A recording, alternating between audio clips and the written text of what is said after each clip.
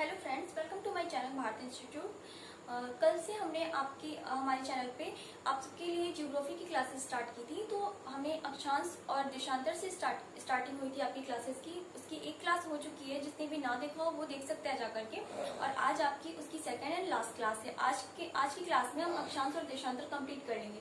कल हमने आपको अक्षांश के बारे में बताया था, आज हम देशांतर के बारे में और हम किसी देश का समय कैसे निकालते हैं उसके बारे में हम पढ़ेंगे इस क्लास में। ठीक है, तो स्टार्ट करते हैं। जैसे कि ये आप देख सकते हो, ये हमारी पृथ्वी है। तो पृथ्वी पे जो हमारी उत्तरी ध्रुव और दक्षिणी ध्रुव को जो मिलाने वाली रेखाएं होती हैं उन्हें हम देशांतर रेखाएं कहते हैं। ठीक है, सबसे पहले तो ये जानना जरूरी है देशांतर रेखाएं होती क्या है और उनकी हमें जरूरत क्यों पड़ी।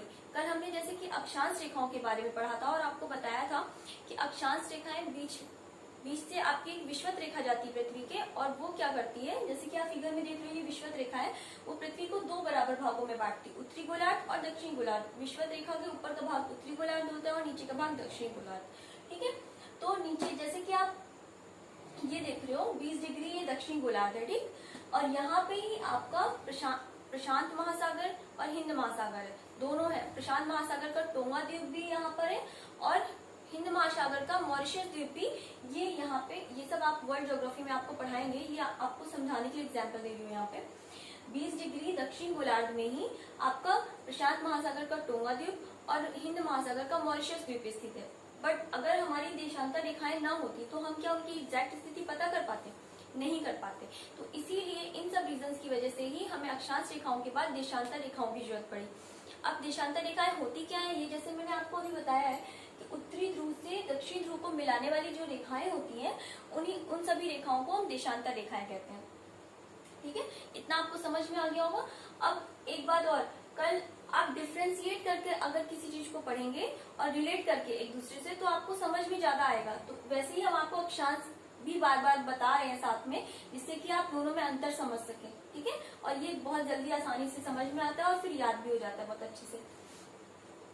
जैसे कि 0 डिग्री आपकी अक्षांश रेखा है, तो इसमें जब आप अक्षांश रेखा से दूर जाओगे ध्रुवों की तरफ, तो क्या होगा, आपका अक्षांश रेखाओं का मान बढ़ता जाता है लेकिन उनकी लंबाइयां कम होती जाती हैं। जैसे देख रहे हो आप 20 डिग्री 40 डिग्री 60 डिग्री आपकी अक्षांश रेखा है, लेकिन इसकी लंबाइयां क्या हो रही, कम हो रही है। वैसे आप नीचे आ रहे हो तो नीचे भी आपका यही हो रहा है, मान बढ़ेगा लेकिन लंबाइयां कम होंगी। लेकिन उसी तरीके आपका, ये तो अक्षांश रेखाओं की बात होगी। अब देशांतर रेखाओं में क्या होता है, देशांतर रेखाएं उत्तरी ध्रुव से दक्षिणी ध्रुव को मिलाती है और इन सबकी लंबाइयां समान होती है। ठीक, अक्षांश रेखाओं की लंबाइयां समान नहीं होती हैं, लेकिन देशांतर रेखाओं की लंबाइयां समान होती हैं। और अक्षांश रेखाएं समानांतर रेखाएं होती हैं, ये कहीं पे भी एक दूसरे को काटती नहीं है। लेकिन देशांतर रेखाएं समानांतर नहीं होती हैं। ठीक है, ये क्या होती है, इधर देखिए, आप फिगर में देख के इनको समझ सकते हो। ये जैसे जैसे आप देशांतर रेखाओं में आप जैसे जैसे ध्रुवों की तरफ जाओगे, इनके बीच की दूरी कम होती जाती है। देखिए, इनके बीच की दूरी कम हो रही है ना। और ध्रुव पे जाकर के एकदम खत्म हो जाती है, ध्रुव पे जाकर के सारी रेखाएं मिल जाती हैं आपस में। तो ये होगी आपकी देशांतर रेखाएं क्या होती है, आपको समझ में आ गया होगा। अब इनकी संख्या कितनी होती है, सबसे पहली बात तो अक्षांश रेखाओं के बारे में आपको कल बताया था, देशांतर रेखाओं की संख्या होती है 360। ठीक है, 360 होती है। अब इनकी लंबाइयां समान होती हैं, तो अब ये दिक्कत आती है कि सबसे पहले ये प्रॉब्लम आई स्टार्टिंग में कि जब इनकी लंबाइयां समान है तो हम किसको एक बोले, किसको दो। 360 है रेखाएं, तो किसको 1 2 3 4 किसको क्या नाम दिया जाए। तो इसके लिए एक मानक डिसाइड किया गया, सारी कंट्रीज ने मिलकर एक मानक डिसाइड किया, जो कि लंदन का ग्रीनविच स्थान है, जहाँ पे हमारी क्या है, ब्रिटिश की राजकीय वेधशाला स्थित है। ग्रीनविच को ही क्यों चुना गया, ये भी आपसे क्वेश्चन पूछ सकते हैं। एकदम पॉइंट से पॉइंट रिलेट करके आप छोटी छोटी सी चीजें भी आपको यहाँ पे बताई जा रही है, जिससे आपको कोई भी क्वेश्चन यहाँ से छूटने वाला नहीं है। तो क्या होगा, लंदन के ग्रीनविच स्थान पे हम वहाँ की ब्रिटिश राजकीय वेधशाला स्थित है, इसलिए उसको डिसाइड किया गया कि ग्रीनविच स्थान को मानक देशांतर रेखा माना जाएगा। इसे मानक देशांतर रेखा, प्रमुख देशांतर रेखा या फिर 0 डिग्री देशांतर रेखा भी बोला जाता है। ठीक है, और 0 डिग्री देशांतर रेखा, इसके 0 डिग्री देशांतर रेखा और ये 180 डिग्री देशांतर रेखा, ये दोनों मिल करके क्या करती हैं, जैसे कि विषुवत रेखा आपको उत्तरी गोलार्ध और दक्षिण गोलार्ध में बांटती थी पृथ्वी को, वैसे ही ये जो प्रमुख देशांतर रेखा है 0 डिग्री, ये पृथ्वी को दो भागों में बांटती है। किधर, पूर्वी गोलार्ध और दक्षिणी गोलार्ध, सॉरी पूर्वी गोलार्ध और पश्चिमी गोलार्ध में बांटती है। अब ये पता होना चाहिए पूर्वी गोलार्ध कौन सा है, पश्चिमी गोलार्ध कौन सा। तो ये डिसाइड किया गया जो ग्रीनविच स्थान है आपका उसके जो पूर्व में होगा वो पूर्वी गोलार्ध और जो पश्चिम में होगा वो पश्चिमी गोलार्ध होगा। ठीक, और यहाँ पे एक चीज और समझ लीजिए देशांतर रेखाओं में, इधर से आप 180 लाइनें होती हैं 0 डिग्री के, इधर आप काउंट करते जाओगे 180 डिग्री पूर्व में, और पश्चिम में भी 180 डिग्री होती है। लेकिन जो आपकी 180 डिग्री, बाकी तो देखिए यहाँ पे दिख रहा है आपको 30 डिग्री पूर्व, 60 डिग्री, 90 डिग्री, 30 डिग्री पश्चिम, 60 डिग्री पश्चिम, 90 डिग्री पश्चिम। लेकिन यहाँ से जब आओगे तो 180 डिग्री यहाँ पे भी वही है और 180 डिग्री यहाँ पे भी। इसका मतलब ये है कि आपका 180 डिग्री पूर्व देशांतर और 180 डिग्री पश्चिम देशांतर, ये दोनों आपका एक ही रेखा पर स्थित है। देख सकते हो आप फिगर में, 180 इधर से जा रहे हो पूर्व से तो ये मिल रहा है 180 डिग्री, और फिर इधर से जा रहे हो पश्चिम से तो भी आपको ये मिल रहा है। तो इसका मतलब है कि 180 डिग्री पूर्वी देशांतर और 180 डिग्री पश्चिमी देशांतर दोनों आपकी एक ही रेखा पर स्थित है। ठीक है, और उसके बाद अब हम जानेंगे कि हमारा जो समय होता है वो कहाँ से डिसाइड होता है, वो भी आपका ये यही से डिसाइड होता है। ठीक है, पहली बात तो देशांतर और समय, देशांतर रेखाएं ही हमारा समय निर्धारित करती हैं। ठीक, और उसके बाद जब देशांतर रेखाएं हमारा समय निर्धारण करती हैं हमारे देश का किसी भी स्थान का, तो जब इसे मानक रेखा मान लिया गया देशांतर रेखा, तो ये माना गया कि इसके हमारी पृथ्वी किधर को घूमती है, पश्चिम से पूर्व की ओर घूमती है। ये पॉइंट भी आप नोट कर लीजिए, जो जो लिख रहे हैं और जो जो बोल रहे हैं इसे आप प्लीज नोट करते जाइएगा। ठीक है, पश्चिम से पूर्व की ओर।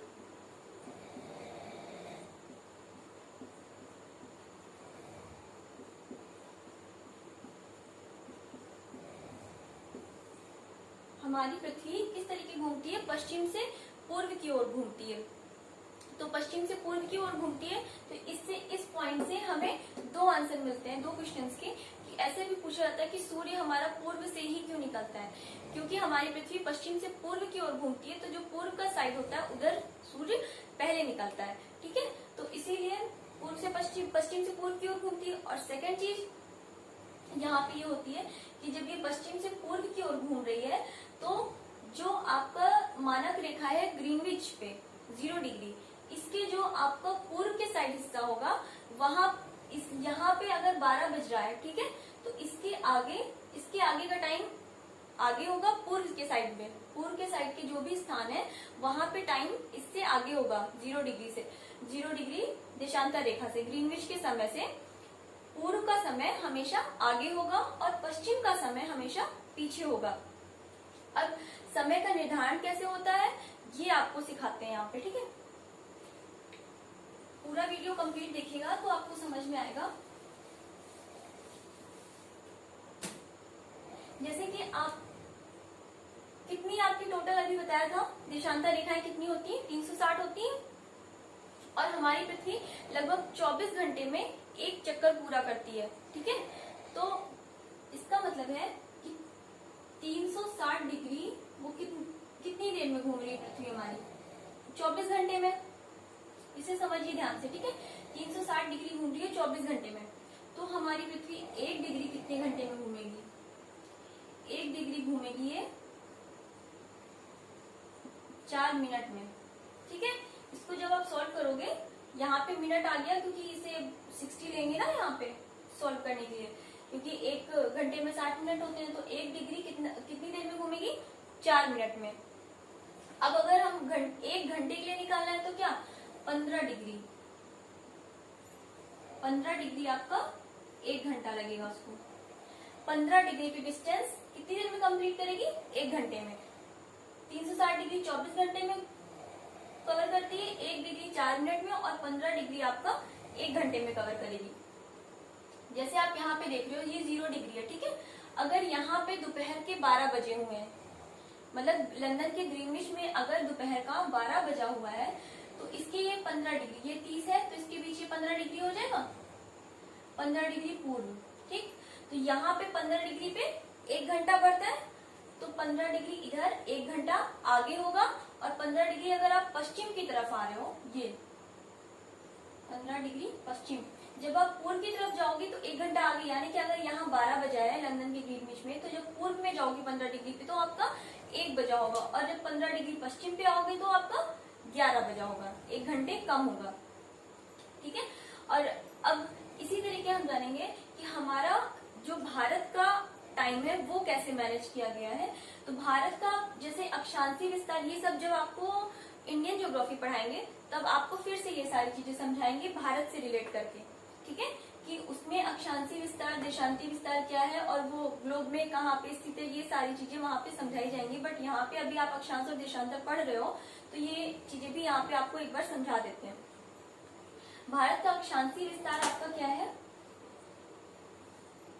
उधर दिख नहीं होगा शायद,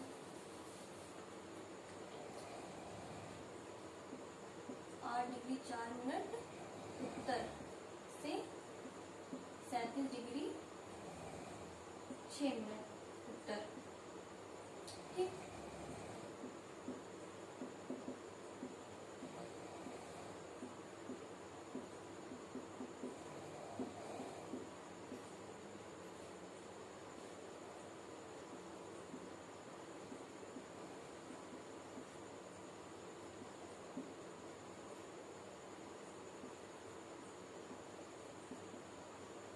ये देखिए आपका उधर साइड ना लिख रहा हो इसलिए यहाँ पे लिख दिया बड़ा। अक्षांशीय विस्तार जो भारत का है 8 डिग्री 4 मिनट उत्तर से 37 डिग्री 6 मिनट उत्तर, और देशांतरी विस्तार 68 डिग्री 7 मिनट पूर्व से 97 डिग्री 25 मिनट पूर्व है। इसका मतलब, अच्छा ये भी तो आपको ये दिमाग में आता होगा ना कि उत्तर से उत्तर क्यों बोला जाता है और पूर्व से पूर्व। जब दिशा की बात होती है तो हम ऐसे बोलते हैं पूर्व से पश्चिम, उत्तर से दक्षिण, है कि नहीं। उत्तर से उत्तर क्यों बोला जाता है, क्योंकि हमारा जो, देखिए ये जो आपकी विषुवत रेखा है यहीं पे आपको समझाते हैं, 0 डिग्री ये जो विषुवत रेखा है इससे 8 डिग्री 4 मिनट है ना अक्षांशीय विस्तार, मतलब इससे यहाँ पे ये 20 डिग्री है, इसके ऊपर कहीं आप यहाँ पास आ जाओगे ना, यहाँ पे ये मान लीजिए आपका 8 डिग्री है, यहाँ पे आपका इंडिया की शुरुआत हो जाएगी। ठीक, और ये 37 डिग्री 6 मिनट तक आपका जा रहा है, तो 37 डिग्री 6 मिनट कहाँ पे होगा, यहाँ से लेकर के आपका करीब यहाँ तक आ जाएगा।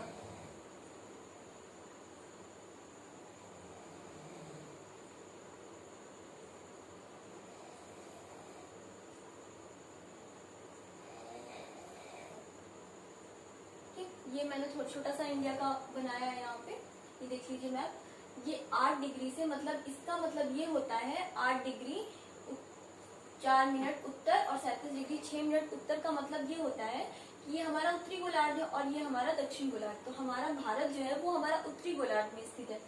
तो क्या हुआ, ये 8 डिग्री रेखा यहाँ से जा रही है उत्तरी गोलार्ध, और ये ऊपर यहाँ से 37.6 डिग्री 6 मिनट 37 डिग्री 6 मिनट उत्तरी यहाँ से जा रही है। तो इसीलिए यहाँ पे ये उत्तर उत्तर लिखा होता है, क्योंकि ये हमारा देश कहाँ पे स्थित है, उत्तरी गोलार्ध में स्थित है। और देशांतरी विस्तार किसका इतना, इसका कितना है 68 डिग्री 7 मिनट, ये 60 डिग्री पूर्व है, तो ये यहाँ से मान लीजिए कोई 68 डिग्री यहाँ पे रेखा जा रही है, और यहाँ से कोई जा रही होगी, ये 90 है तो ये यहाँ तक आ जाएगा करीब। ठीक, यहाँ पे कोई डिग्री जा रही होगी, ये 97, ठीक 97 डिग्री, तो इसका ये देशांतरी विस्तार हो जाता है। ठीक है, अब देखिए आपने देखा कि इसके पहले आपको बताया था कि 1 डिग्री में 4 मिनट लगता है उसको, और 15 डिग्री जब आप बढ़ते हो तो 1 घंटे का समय का अंतराल आ जाता है, डिफरेंस आ जाता है किसी भी स्थान से। अगर आप 15 डिग्री आगे जा रहे हो तो आपका क्या आ जाएगा, 1 घंटे का समय में अंतर आ जाएगा। तो जब देशांतरी विस्तार देशों का ज्यादा होता है तो वहां पे क्या, अब अलग अलग समय तो हम नहीं ले सकते ना देश का, एक ही समय माना जाएगा, तो उसको मानने के लिए एक मानक मान लिया जाता है। जैसे हमने कि वर्ल्ड में पूरे में समय निर्धारण करने के लिए और इसको देशांतर रेखाओं का निर्धारण करने के लिए हमने क्या किया, ग्रीनविच को मानक मान लिया। उसी तरह हमारी कंट्री में भी है, सारे देशों का है, वहां पे एक मानक समय मान लिया जाता है, एक स्थान को ले लिया जाता है और उसी के अकॉर्डिंग पूरी देश का मानक समय हमारा चलता है। तो हमारे जो देश का मानक समय है वो क्या है आपका,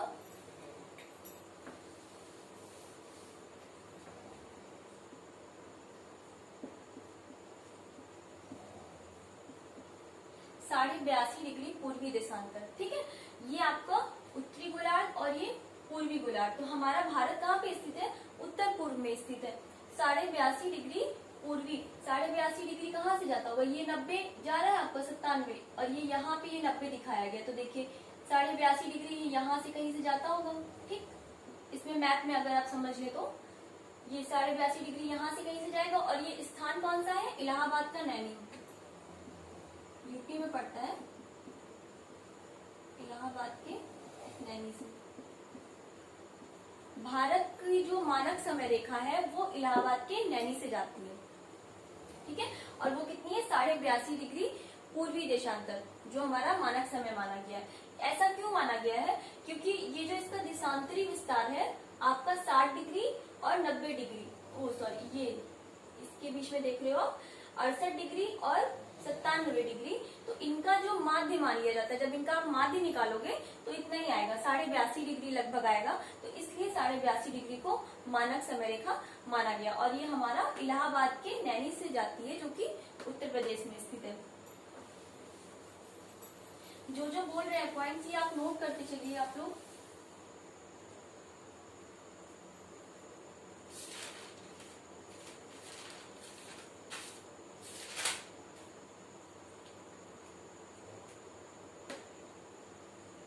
तो ये समझ में आ गया होगा आपको कि टाइम कैसे मैनेज होता है। ठीक है, और हाँ एक और क्वेश्चन यहाँ पे छूट रहा है। ये भी क्वेश्चन आपसे पूछा जाता है कि हमारा जो भारत का समय है वो लंदन के ग्रीनविच से कितना आगे और कितना पीछे है। तो अभी आपने देखा था कि 15 डिग्री पे 1 घंटे का अंतर आ रहा है। ठीक है, और ये देखिए आपका ये है 0 डिग्री, लंदन क्या है आपका 0 डिग्री पे, और हमारा भारत कहाँ पे जा रहा है? 68 डिग्री 7 मिनट, 68 डिग्री 7 मिनट से स्टार्ट हो रहा है। लेकिन जो इसकी मानक रेखा है वो हमारी 82.5 डिग्री मानी गई है ना, 82.5 डिग्री पूर्वी देशांतर। ठीक, 15 डिग्री पे क्या हो रहा है? 1 घंटे का अंतर आ रहा है, और हमारा जो 0 डिग्री से 82.5 के बीच का डिफरेंस आप निकालोगे, 82.5 डिग्री आएगा, पूर्वी में है तो 82.5 इसका जब आप निकालोगे तो क्या हो जाएगा? यहाँ पे 15 डिग्री पे 1 घंटा बढ़ रहा है, तो इसको जब 15 से आप डिवाइड करोगे तो आपका आ जाएगा लगभग 5.5 घंटे। ठीक है, 15 डिग्री पे एक घंटे का अंतर आता है, तो 82.5 डिग्री पूर्वी में कितने का अंतर आएगा? आप जब 15 से इसको डिवाइड करोगे तो लगभग आपका आ जाएगा 5.5 घंटे। तो इसका मतलब जब आपका 12 बजा होगा ग्रीनविच में, लंदन के ग्रीनविच में जब आपका अगर दिन का 12 बजा है तो यहाँ पे क्या होगा? शाम के 5:30 बज रहे होंगे हमारे भारत में। ठीक है, तो ये था हमारा अक्षांश और देशांतर। आपको समझ में आ गया होगा आई थिंक। और अगर आपको पसंद आया है तो प्लीज लाइक करिए, शेयर करिए और कमेंट में हमें बताइए आपको कैसा लगा। वीडियो बनाने में बहुत मेहनत लगती है, आप लोग लाइक भी नहीं करते हो। सो आपका क्लास 1 और क्लास 2 में मिला करके आपका अक्षांश और देशांतर कंप्लीट हो चुका है। और कल हम आपकी एक और क्लास लाएंगे। जैसे कि फर्स्ट क्लास में आपको बताया गया था कि जब टॉपिक कंप्लीट हो जाएगा तो एक दिन होगा जो उसके नेक्स्ट डे आपके सारे एमसीक्यूज सॉल्व करवाए जाएंगे, जो कि चैप्टर से रिलेटेड होंगे, जितने भी उससे एमसीक्यूज बनते होंगे। ठीक है, जिससे कि आपके मल्टीपल चॉइस क्वेश्चंस भी तैयार होते जाएं और इस तरीके भी आपकी तैयारी अच्छी होती जाएगी। तो इसलिए आपका जो नेक्स्ट वीडियो होगा वो आपका टेस्ट होगा अक्षांश और देशांतर पे। तो प्लीज आप जिसने भी फर्स्ट वीडियो नहीं देखा है वो भी देख लें, और आप हमारे चैनल को लाइक करिए, शेयर करिए एंड सब्सक्राइब करिए चैनल को। और मिलते हैं आपसे सभी से नेक्स्ट वीडियो में, और इसमें हम आपके इन सभी से रिलेटेड अक्षांश और देशांतर से आपके क्वेश्चन सॉल्व करवाए जाएंगे। तो प्लीज उस वीडियो को जरूर देखिएगा, बहुत इंपॉर्टेंट रहेगा आप लोगों के लिए। Thank you for watching.